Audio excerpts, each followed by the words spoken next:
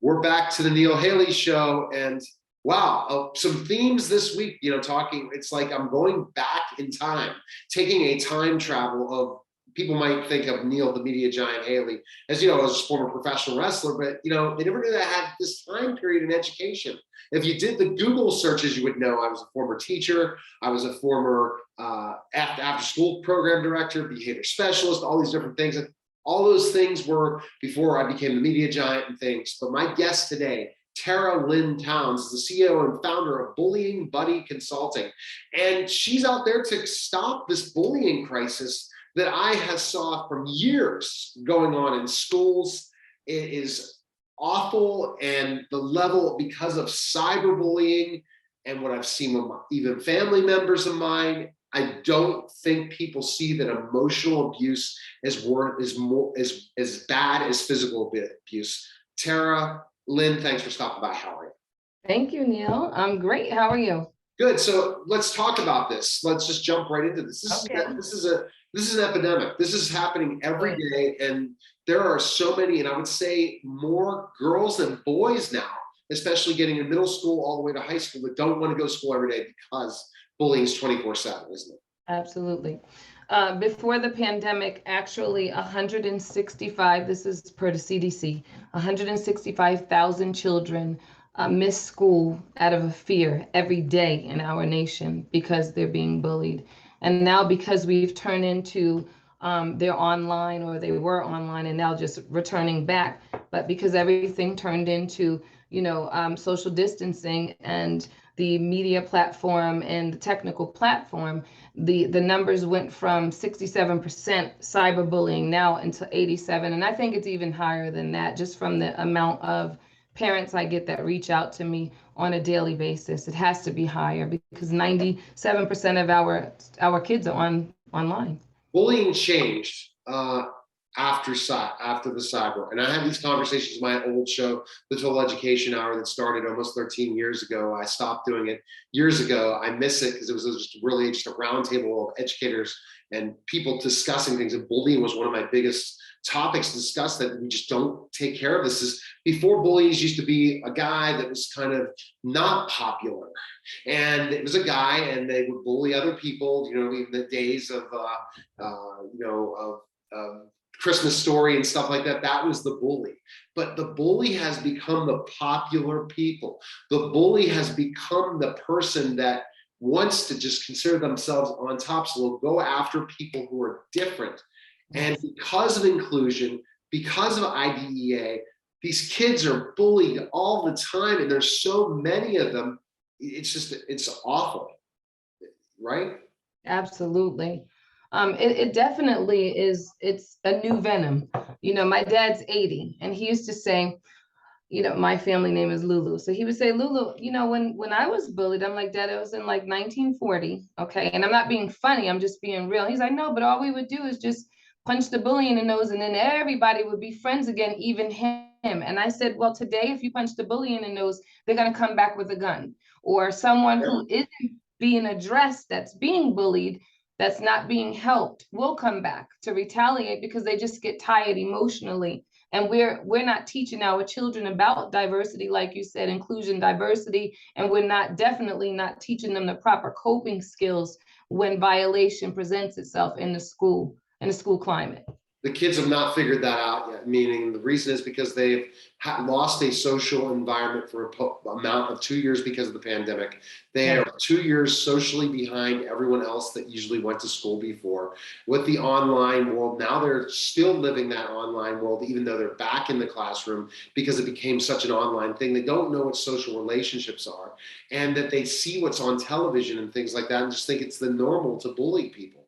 And 13 Reasons Why really put that out there in so many ways. It was a terrible story. It kind of condoned suicide in certain aspects, but it really did prove the fact of what was happening. The bullying before is you got the crap beat out of you in the 70s. As we're seeing some of these films that are out now. The difference is everyone in some ways bullying somebody else. Everyone doesn't understand relationships. How do you get schools to stop this? to say, I just saw this bullying take place and I am going to stop it right now.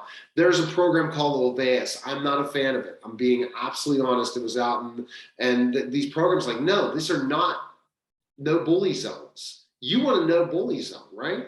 Yes, I'm a no bully zone. And I also am a developmental therapist, so I definitely understand about every stage of development an adolescent goes through, and even I work with adults as well. But the bottom line is that the schools, it's a liability, so they just kind of don't want to deal with it, right? And then there aren't any federal, what I'm personally working on with my team is to get a bill or a federal law put in place that's mandated throughout the United States. There are state level things, but really nothing being implemented. So you have children just kind of scurrying around, being violated, and then they come and tell someone, and then the admin or the school doesn't really do much about it. And rightfully so in some instances, they're really, the teachers are burnt out, they're underpaid. They have one therapist to service 5,000 kids in a school. I mean, it's not even feasible. So everyone's burnt out, but I say this, once again, I work with families who've lost children between the ages of 7 and 17. I have two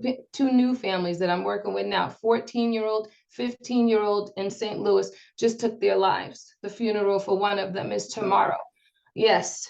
And the bottom line is that the schools, they claim they don't know these numbers, or when it happens, they're just put on notice. But these parents have been putting the school on notice. So the bottom line is just to show them the numbers. I have an app, I developed an app, and it's cutting edge. We'll get to that, but that is really a big resolution. Well, the only short period of time in this interview, so we gotta get to the app now. Go to the app, go. Okay, so the Bullying Buddy is a cutting edge anti-bullying and safety app. This app educates, this app reports, it records in real time, and this app alerts the parent and the school and the bus driver right in its tracks when the bullying is taking place. So they say EBB, emergency bullying button, and it instantly starts recording. It's voice activated, it's manual for people who can get to their phone. There's a place in it for a bystander, which I call the watcher, who can go into the app and film it for you. Everyone gets the information now. We're collecting data for the CDC for the true numbers, and there's education within the app. There's suicide prevention avenues and therapists listed within the app. The app is really serious. And to couple with the app, I have a Be Brave curriculum, and this curriculum is an empathy-based curriculum, because that is what, in my personal research for 7 years, what we're lacking and what our children are lacking: empathy and coping skills. Those are the two things that I addressed in the curriculum. Is it school districts that download the app, or is it more parents working with it? So the parents, we've presented to 2 schools, one in my hometown. They're very interested. We have a lot of interest, on the government level too. I was just invited to Washington, in July. So we're working on a lot of things to get it in every school in the United States. But the thing is that parents have the right to download this app and have it with their children. Obviously, it takes the parent and a child to use the app. So, or you can have 3 people on it. You can have 2 parents and a child, or multiple children. But parents are loving this app, and now we're working on the schools to love it too, so that they can get it in there where it's part of a safety curriculum nationwide. This is what we're working on. That's powerful. That's exciting things. Where can people connect with you, learn more about you? Where can they go? So they can go to the website is bullyingbuddy.com, and that has all of my information. Also too, they can go to their Android or Apple. We're in both stores. You can use this on a laptop. It's just everywhere. And we're working on the watches. That's next, the second phase, to have it on the watches. I also have an adult version for corporate bullying, domestic violence, elder abuse, financial abuse. We're getting it out there. Exciting times for sure. Appreciate it, Tara Lynn, for you stopping by, and it's great information. We'll have to talk next about some of the other projects, but it's good you talked about the school bullying, because I think it's such a situation, going back to my days. It's terrible. It needs to be stopped, but workplace bullying needs to stop too. Yes. And you're talking about elder abuse, that needs to stop as well. So we appreciate you coming by.